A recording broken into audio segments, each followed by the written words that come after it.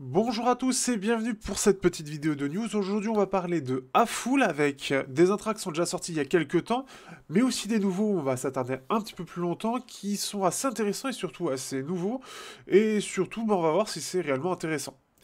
A-Full, déjà, donc en anglais, A-Full, ça veut dire un peu dégueulasse, en gros, on pourrait le traduire comme ça, est une marque qui avait commencé avec les Performance 5, qui était plutôt correcte, et qui continue un petit peu sa lancée avec les Magic One, donc on va voir juste après. Pour rappel, un petit peu, les Performer 5 étaient plutôt sympas, mais les Performer 8 ont été apparemment pas mal appréciés. On va regarder très rapidement ce que ça vaut, mais déjà on peut voir donc qu'on a un driver de 8 mm, deux drivers pour les fréquences basses et bas médium, deux pour les médiums et trois pour les hautes fréquences.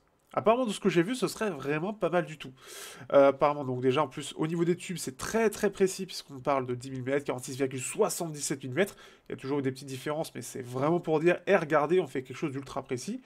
Des systèmes de pressurisation de l'air, une gestion en tout cas, pour que ça n'obstrue pas trop. En tout cas, voilà, on a cette gestion-là. On système, et je crois que ça a été pas mal mis en avant, avec les diviseurs de fréquences qui seraient bien mieux gérés que ceux qu'on a habituellement, grâce au côté RCL, avec donc il y avait un système de correction de division, une technologie spécifique qui utilise un nombre de résistances limité et de capaciteurs avec une simple combinaison de différentes choses, tout ça. On va voir rapidement. En tout cas, ce qui fait qu'au niveau des caractéristiques, donc au niveau des basses, ça va très large, apparemment ce sera assez dynamique. Ok, les voix naturelles et plutôt chaleureuses, ça peut être intéressant. Et l'autre fréquence, douce et étendue pour une très grande résolution. Donc ici, performance pour différents genres de musique, grande fréquence, easy to drive, donc facile, et on peut le mettre... Alors ça, c'est intéressant de voir ça. On peut le mettre sur des TRN. TRN qui fait sa petite pub chez Full, c'est très intéressant par contre de voir ça, parce que bon, en général, c'est plus des trucs haut de gamme qui mis en avant, là, c'est vraiment fait pour dire, ça marche sur pas grand chose. Donc c'est pas mal du tout.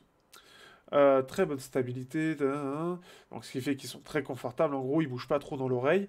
Un câble de très grande qualité, et voilà. Au niveau de la fréquence, effectivement, il a une basse plutôt élevée. Alors, j'arrive pas à voir le rapport de fréquence, mais ça a l'air d'être effectivement assez doux parce que normalement, au niveau du suivi là-dessus, on fait un petit peu comme ça, donc ça a l'air d'être quand même assez chaleureux dans la partie aiguë. Et on a quelque chose de plutôt complet, ça fait penser un peu du TRN. Est-ce que Awful serait du TRN en version plus haut de gamme? La question que je pose. Mais en tout cas, c'est intéressant. Donc, déjà, on a ça, voilà, bon, ça montre un petit peu comment c'est intéressant. On a maintenant les nouveaux Magic Awful, enfin les Awful Magic One avec un seul driver à armature équilibrée qui vendent ça un peu comme un truc apparemment assez incroyable dans sa conception. Voyons voir ça et c'est surtout ça. Alors, comme vous pouvez voir, ça vient de chez Figo. N'hésitez pas si vous avez le lien, sinon ce sera sur Ifigo. Vous avez le lien, AliExpress pourrait pas, mais vous aurez le lien Ifigo dans tous les cas. Et on parlera aussi du 11-11 avec tout un fichier. Je vais partager ça dans un truc un peu spécial. Donc là, on est sur quelque chose d'assez particulier. Alors, le côté Magic One, donc là, un côté tout en résine assez compact.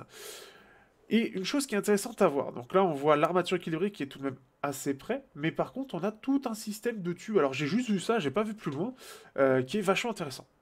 On a ça, Awful ici, donc avec tout ce côté design, blablabla, est-ce qu'il y a d'autres choses? Non, donc on va remonter plus haut. Donc voilà, malgré l'utilisation d'une seule armature équilibrée, notre Magic One délivre un son puissant et massif, expérience de haute intensité, avec une touche de chaleur. La qualité globale de la paire peut être comparée à celle d'un pilote de 4 armatures équilibrées ou même d'un driver dynamique, classique.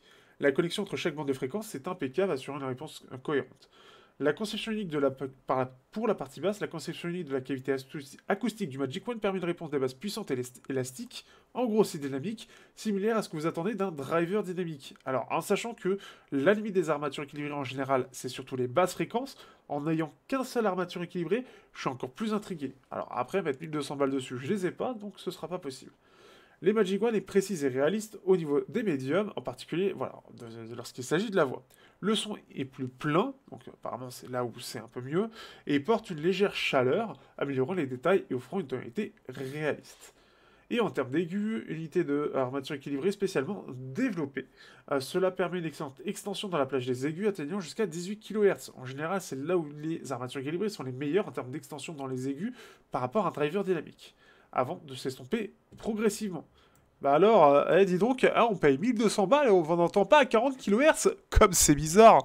Non, c'est tout à fait normal. À 18 kHz, je vous défie d'entendre quelque chose sans devoir vous péter l'oreille sur les autres fréquences.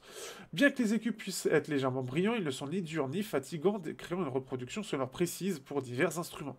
Donc en gros, des basses qui sont un petit peu en avant, des médiums qui sont assez chaleureux, donc sûrement des aigus un peu en retrait, un pic de clarté dans les extrêmes aigus pour avoir le côté très net dans l'ensemble, et ce qui fait que voilà, offre une réponse pleine fréquence lisse et étendue, donc les voix et les instruments peuvent être appréciés à une présentation sonore précise et précise. Voilà. Ok, donc elle est précise et précise. Améliorer l'expérience d'écoute globale. On n'a pas d'autres informations. À voir les premières reviews, donc n'hésitez pas à aller voir sur Headfit directement, on devrait avoir quelques reviews qui passent, mais c'est assez étonnant. J'espère que vous aurez apprécié cette petite news. On se revoit bientôt pour de prochaines choses.